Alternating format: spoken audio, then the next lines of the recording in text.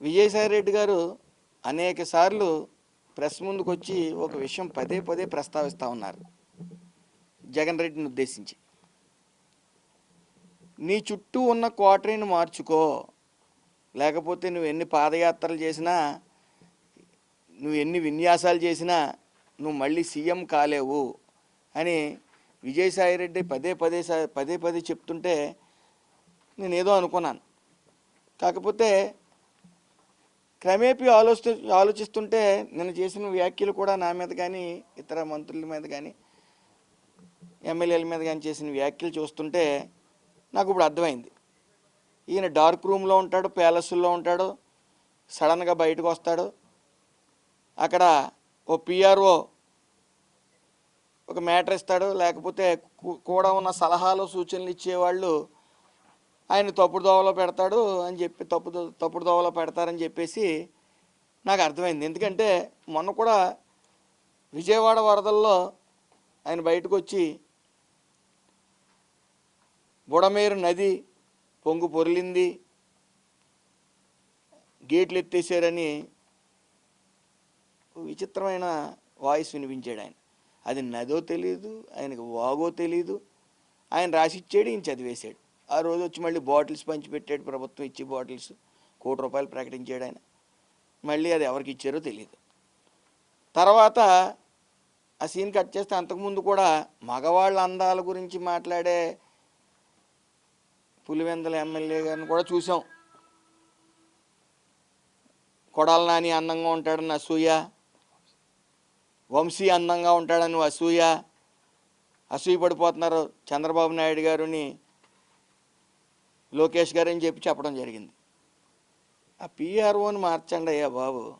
చుట్టూ ఉన్న క్వార్టరీ అంటే నీకు సలహాలు సూచనలు నీకు రాసిస్తారు కదా, అది పిఆర్ఓ రాసిచ్చి పిఆర్ఓని మార్చుకోండి. నిన్న మాట్లాడుతూ ఉన్నారు మీరు, కళాకారుల్ని చిన్న చూపు చూస్తూ మీరు మాట్లాడారు. కళాకారులకి రికార్డింగ్ డ్యాన్స్ వాళ్ళకి కూడా మీకు తేడా తెలీదు, అది కూడా చెప్పరు మీ పిఆర్ఓలు. సంక్రాంతి సంబరాల్లో భాగంగా జబర్దస్త్ టీము కళాకారులు రావడం జరిగింది. ఆ కళాకారుల్లో శాంతి స్వరూప్ అని మగవాడు, ఇతను గత 11 సంవత్సరాల నుంచి కూడా అతను జబర్దస్త్ టీంలో ఆడవాళ్ళు వేషాధారణ వేసి నటిస్తూ ఉంటాడు ఆయన. అది సభ్య సమాజం అందరికీ తెలుసు, తెలుగు ప్రజలందరికీ కూడా. తమరికి తెలియదు, మీకు రాసిచ్చే వాళ్ళకి కూడా తెలియదు. ఇతనితో నేను డ్యాన్స్ చేస్తే రికార్డింగ్ డ్యాన్స్లు అంటూ ఉన్నారు మీరు. వీళ్ళు కళాకారులయ్యా, చిన్న తెర కళాకారులు. వాళ్ళని చిన్న చూపు చూడటం ఎందుకు? మీకు తెలియదు కదా. ఈయనతో డ్యాన్స్ కట్టినా మీరు నేరం కింద చూస్తారేమో, ఎందుకంటే మీకు మగవాళ్ళ మీద డిఫరెంట్ ఒపీనియన్ ఉంది. మీరు వాళ్ళ అందాల గురించి వర్ణిస్తూ ఉంటారు, అలాగే బట్టలు ఇప్పి చూస్తానని పోలీసు వాళ్ళు అంటూ ఉన్నారు. ఆ విచిత్రమైన వాదన ఏంటో మాకు తెలియదు. కానీ కనీసం మీ డబ్బా ఛానల్ ఏదో చెప్తే మీరు వచ్చి బయటకు మాట్లాడేయటం, మీ పిఆర్ఓలు ఏదిస్తే అది మాట్లాడేయటం, ఆలోచించి మాట్లాడండి మాట్లాడేటప్పుడు. అలాగే మీరు మాట్లాడుతూ ఉన్నారు సంజయ్ రాణి గారి పిఏ గురించి, ఏదో అన్యాయం జరిగిపోయింది, ఏదో చాటింగ్ చేసేసాడని చెప్పి. అది ఫేక్ చాటింగ్ ఒకటి క్రియేట్ చేసి సోషల్ మీడియాలో మీరు మీ విషపు ఛానల్లో ప్రచారం చేస్తున్నప్పుడు దాన్ని ఫోరెన్సిక్ ల్యాబ్కు పంపడం జరిగింది. దాంట్లో దీన్ని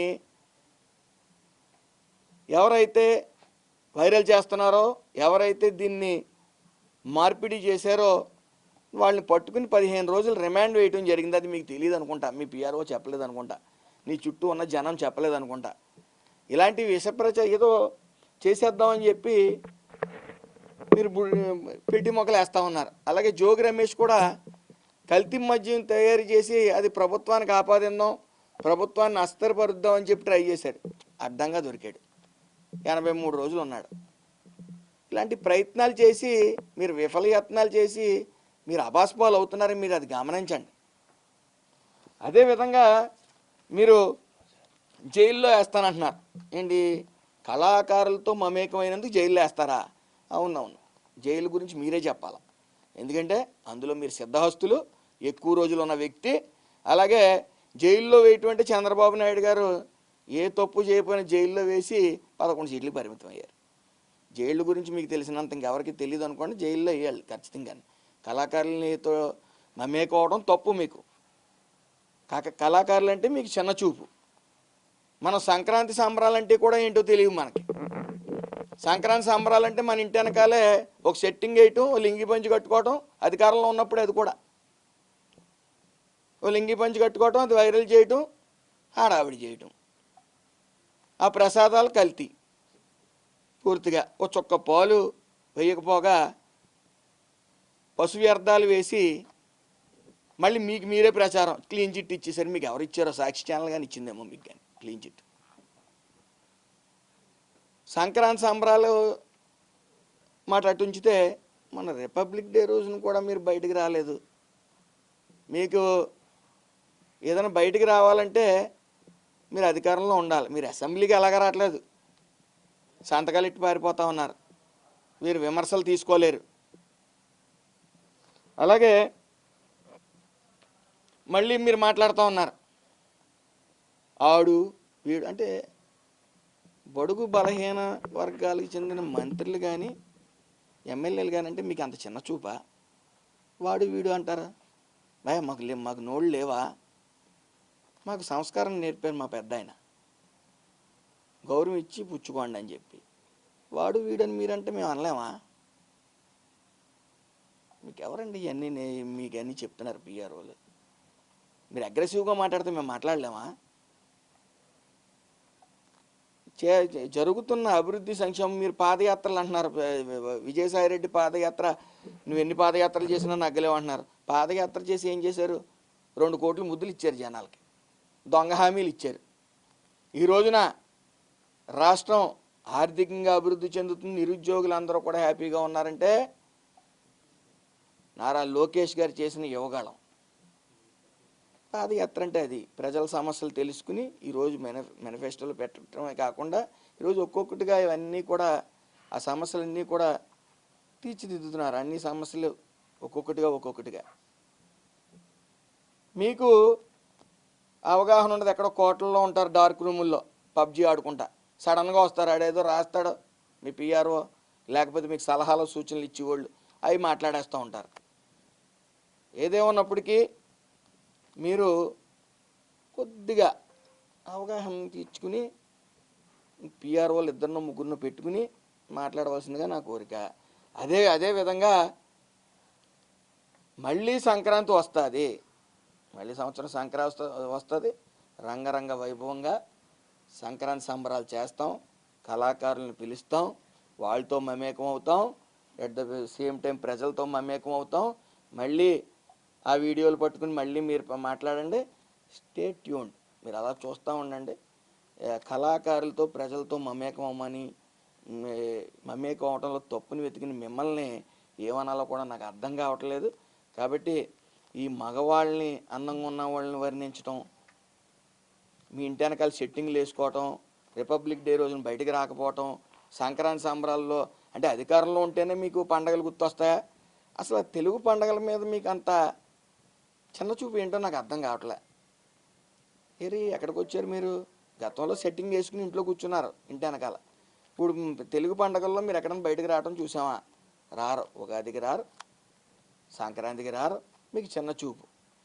ఆ చిన్న చూపు వల్లే ఈరోజు ప్రసాదాల నాణ్యత లేకుండా పంచిపెట్టి చొక్క పాలు లేవు, నెయ్యి కల్తీ నెయ్యి, మళ్ళీ మీకు మీరే క్లీన్ చిట్ ఇచ్చేసుకుని మీరు ప్రచారం చేసేసుకోవటం.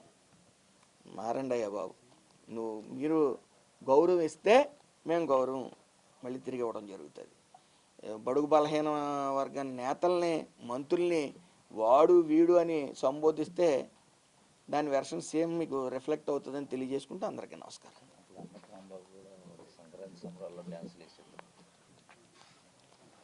అదేవిధంగా ఈ జబర్దస్త్ టీం గురించి మీకు తెలియదు కాబట్టి మీ కళాకారిణి రోజక్క ఉంది, రోజక్కని అడగండి.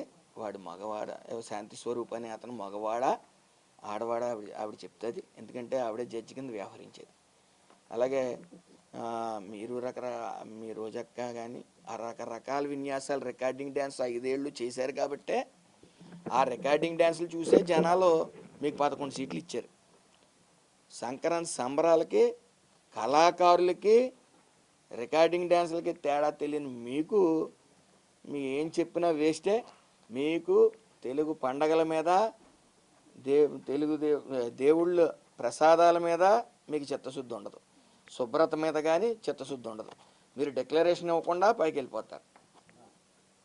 మీరు ఏం చేసినా చెల్లుతుంది అనుకుంటున్నారు. కాబట్టి మీ గురించి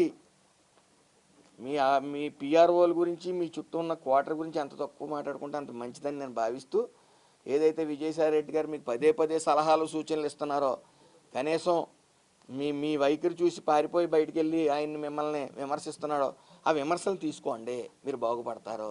అలాగే 1 సంతకాలు 1.5 సంతకాలు మీరు పెట్టించక్కల్లా. మీరు అసెంబ్లీ వస్తే 5 కోట్ల మంది జనం చూస్తారు. కాబట్టి మీరు పీస్ ఆఫ్ మైండ్ కొద్ది యోగా లాంటి మీరు మీ కార్యకర్తలు యోగా మెయింటైన్ చేయండి. ఖచ్చితంగా మంచి ఆలోచనలు వస్తాయి, మీరు మారతారు. అందుకే మీలాంటి వాళ్ళ కోసమే విశాఖపట్నంలో యోగా నిర్వహించారు. మీ ఆలోచనలు మారతాయి. ఒక్క ఛాన్స్ అన్నారు, ఒక్క ఛాన్స్ ఇచ్చారు. ఇచ్చిన తర్వాత మళ్ళీ ఇంకో ఛాన్స్ ఎవరు మీకు. మీ పరిపాలన అంత అందంగా ఉంది. అందరికీ నమస్కారం.